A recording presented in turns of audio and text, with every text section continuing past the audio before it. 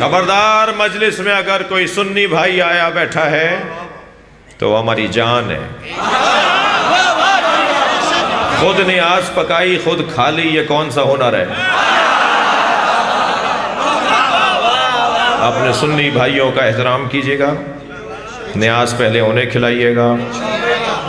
پڑوس میں بھی جو میرے عزیز رہتے ہیں انہیں نیاز بھیجیے گا، اگر واپس کر دیں تو دوبارہ بھیجیے گا،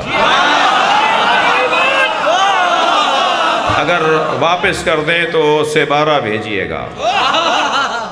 اس لیے ناراض ہونے کی ضرورت نہیں ہے، یہ آپ کا اور اس کا مسئلہ نہیں ہے، اس کا اور حسین کا مسئلہ ہے. میں یقین سے کہتا ہوں کہ 3 دفعہ سے زیادہ آپ کو زحمت نہیں ہوگی، پھر رنگ ہی بدل جائے گا. جو لوگ نیاز کو نہیں مانتے، سبیل کو نہیں مانتے، وہ مکے سے زمزم لا کے بانٹتے ہیں.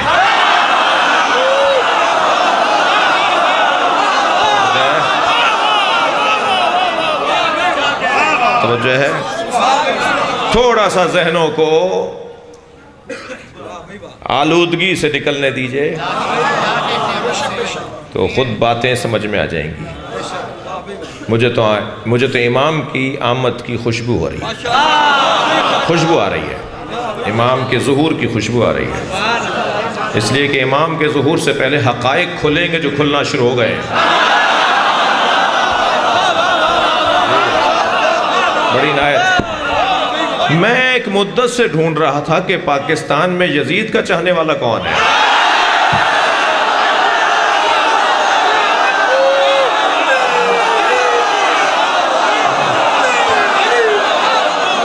لبیک یا حسین،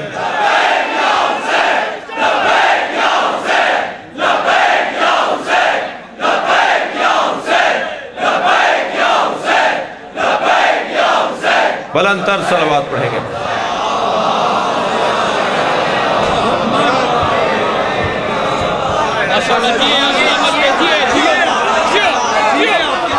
الحمدللہ چہرے سے ہمیں خبر تھی لئی کی ٹولی خود اپنے فکر معاش میں تھی. ہمیں خبر تھی لئی کی ٹولی خود اپنے فکر معاش میں تھی. بنو امیہ کی جھیل کے بے سبب اتعاش میں تھی.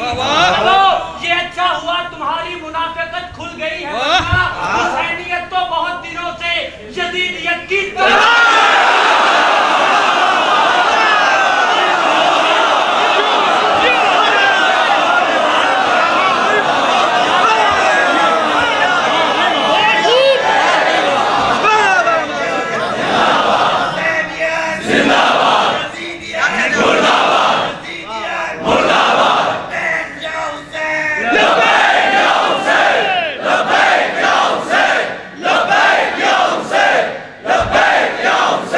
صلوات پڑھیں.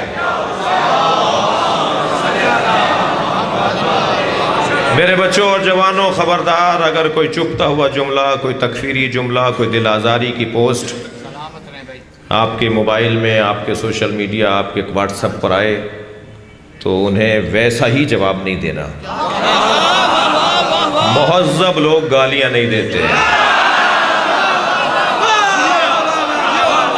اس کے بدلے میں ایک جواب 3 جملوں کا لکھنا ہے.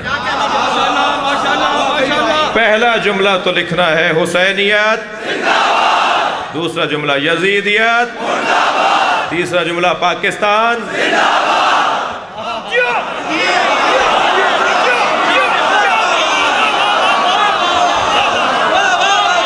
صلوات پڑھیں گے محمد و آل محمد.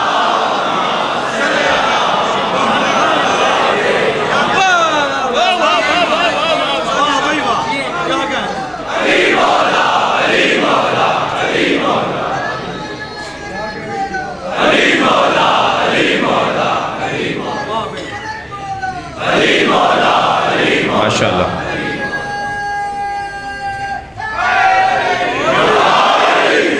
دقت فرما لیا آپ نے.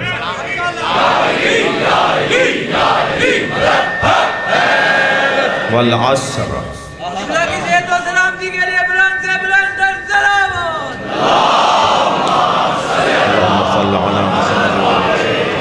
آپ سب کی سلامتی کے لیے بلند تر صلوات.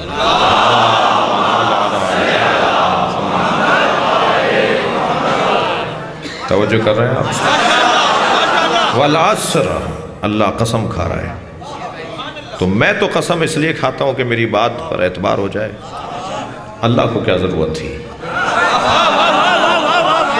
کوئی مانے تب بھی اللہ کی بات حق ہے، کوئی نہ مانے تب بھی بات اللہ کی حق ہے۔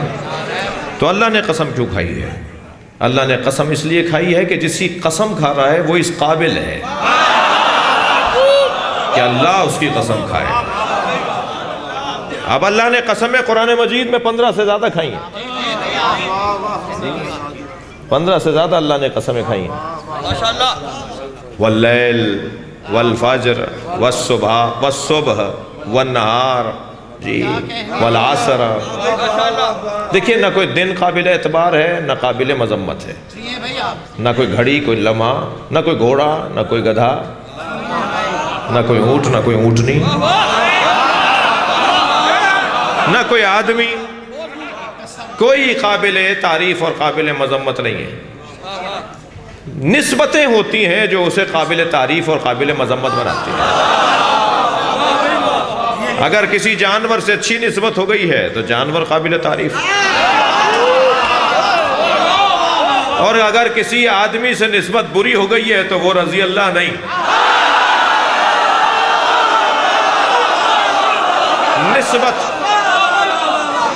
نسبت ہے جو تعریف اور مدح اور ذم کرواتی ہے۔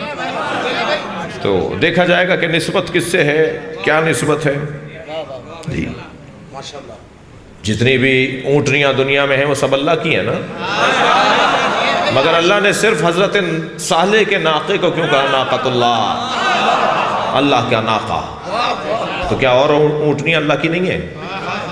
ساری اونٹنیاں اللہ کی ہیں، اللہ نے بنائی ہیں، اللہ کی ہیں، اللہ کی ملکیت ہے، مگر صرف ایک اونٹنی کیوں ہے ناقۃ اللہ؟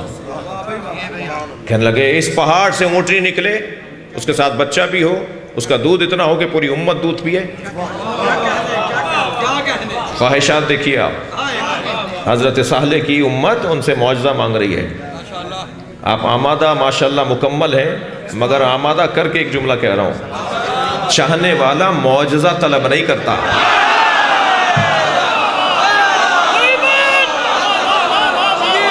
خبردار، مولا عباس کچھ دیں گے تو مانو گے،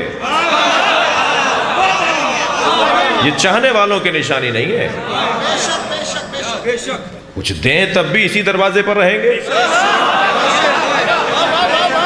نہ دیں تب بھی دروازہ چھوڑ کر نہیں جائیں گے۔ جی، آیت اللہ جوادی عاملی حاضر آیت اللہ وحید خراسانی فرماتے ہیں کہ اگر میں نے یہ کہہ دیا کہ میں اہل بیت کے در کا کتا ہوں تو مجھے توبہ کرنا پڑے گی، اس لیے کہ دعویٰ بڑا ہے، دلیل نہیں ہے۔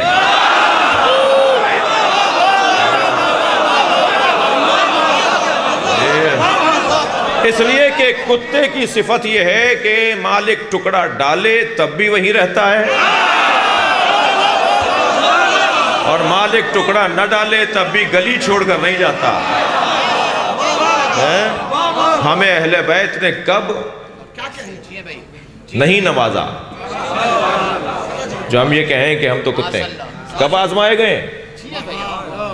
یہ انہوں نے تو کبھی ہماری بات ٹالی نہیں، اور خاص طور پر 7 دن سے زیادہ تو یہ اپنے چاہنے والوں کو پریشان نہیں رکھتے، اور 7 دن بھی آزمائش میں اس لیے رکھتے ہیں کہ دیکھتے ہیں کہ دروازہ چھوڑ کے تو نہیں جا رہا ہے۔ خبردار، میں اور آپ جس جگہ بیٹھے ہیں اس سے اچھی جگہ نہیں ہے، کون کہاں بیٹھا ہے مجھے اس سے غرض نہیں ہے، مگر ہم جہاں بیٹھے ہیں وہاں سے جنت کا رستہ بنتا ہے، اس سے بہتر دروازہ نہیں ہے۔ جتنا شکر کریں اللہ کا کم ہے۔ تو پروردگار عالم کیوں قسم کھا رہا ہے؟ اس لیے کہ کوئی نسبت ہے، کسی سے تعلق ہے۔ تو ہم نے جب صفحات پلٹنا شروع کیے تو ہمیں ایک رات نظر آئی جس میں ایک بھائی دوسرے بھائی کے بستر پہ سویا، تو اللہ کو وہ رات اتنی اچھی لگی کہ اللہ نے اس رات کی قسم کھا لی۔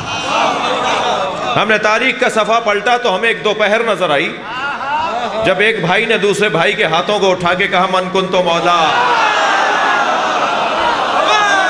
وہ دوپہر اتنی اچھی تھی کہ اللہ نے اس کی قسم کھا لی۔ عزیزان گرامی، یہ ناقے، یہ گھوڑے، یہ گدھے، یہ سب نسبت کے بعد طے پائیں گے کہ کیا ہے۔ عجیب بات نہیں ہے کہ اللہ پورا سورہ گھوڑے پر اتار دے اور قسم کھائے گھوڑے کی بھی نہیں، اس کی ٹاپوں سے اڑنے والی چنگاریوں کی۔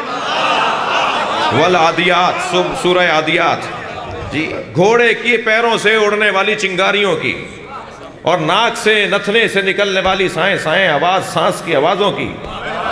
میرا تو سوال یہی ہے نا کہ اللہ اگر گھوڑے کی قسم، گھوڑے کے بھی اداؤں کی قسم کھا رہا ہے، تو گھوڑے کی پشت پر بیٹھے ہوئے مجاہد کا کیا مقام ہے؟